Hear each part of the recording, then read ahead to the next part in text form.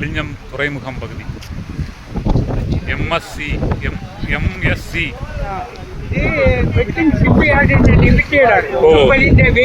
നിർണ്ണയിക്കുന്ന വെള്ളാട് സ്കൂൾ പരിശോധനാ സംവിധാനം 500 ടണ്ണ് പാലം വരെ ഇതിന്റെ ഈ കപ്പലിന്റെ ഈ കപ്പാസിറ്റി കണക്കാക്കുന്ന ഷിപ്പിംഗ് യാർഡിന്റെ ഇതാണ് ഷിപ്പിംഗ് യാർഡ് ലിമിറ്റഡിന്റെ കണക്ക് പോടുന്നതാ ഇതിന് കണക്ഷൻ ചെയ്യുവാണ്.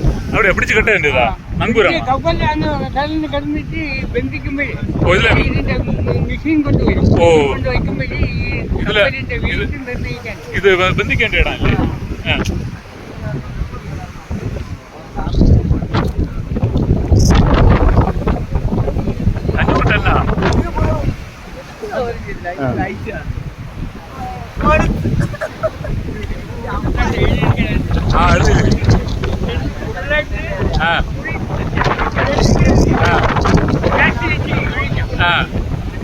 അപ്പൊ 500 ടൺ എറണാകുളം കൊച്ചിയിലുള്ള ഷിപ്പിംഗ് യാർഡിൻ്റെതാണ് ഇത്. ഇത് വെച്ച് എത്ര കാലമായി? ഇതിപ്പോ വെച്ചിട്ട് ഒരുപാടായി. കെട്ടുന്നതിന് മുമ്പ് വെച്ചതാണ്. ഷിപ്പുകളൊക്കെ വന്ന് വഴി അതിന്റെ ഡിപ്പാസിറ്റി എന്ന് കപ്പലിൽ കൊണ്ടുപോകാനല്ലേ. അതുകൊണ്ട് ഹാർബറിനകത്ത് തെക്കൊരു കപ്പൽ കണ്ട ലൈറ്റ് ഹൗസ് പോലെ കാണുന്ന ഇത് ഹാർബറിനകത്ത് കെട്ടി വെച്ചിരിക്കുന്നതാണ് ഈ ലൈറ്റ് ഹൗസ്. ഇത് രാത്രി പ്രകാശം. അപ്പൊ കപ്പല് വേറൊരു കപ്പൽ അങ്ങ് തെക്ക് കിടക്കുന്നുണ്ട്. അത് അവിടെ നിന്നാണ് ഇങ്ങനെ ഹാർബറിനകത്ത് കയറി വരുന്നത്. ഇങ്ങനെ കെട്ടിയിരിക്കുകയാണ്. ഇങ്ങനെ കെട്ടിയിട്ട് അങ്ങോട്ട് വളർത്തിട്ടിരിക്കുന്നു.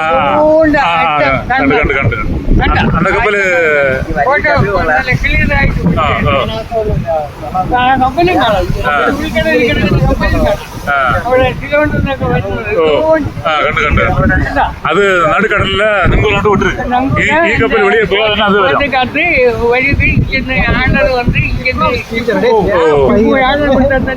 ശരി. ഇന്ന് കപ്പൽ പോയതിനു ശേഷം തന്നെ ആ കപ്പൽ ഇങ്ങോട്ട് വരും.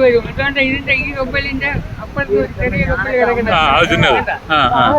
അപ്പൊ ഇത് തന്നെ ലോകത്തിൽ വലിയ കപ്പലല്ലേ?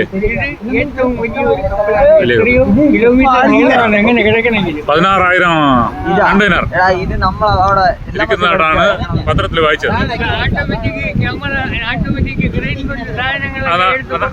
അതാ കയറി വരുന്നു. അത് പാത്താ ചിന്ന പെട്ടി പോലെ കാണുന്നു. എല്ലാം ഓട്ടോമാറ്റിക് ഇല്ല.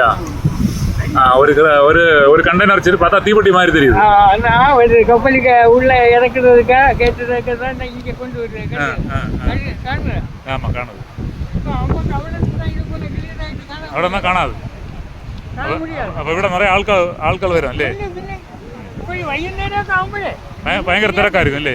വൈകുന്നേരമൊക്കെ ആകുമ്പോൾ നിന്ന് ചെയ്യാൻ പറ്റും. പറ്റൂല അല്ലേ?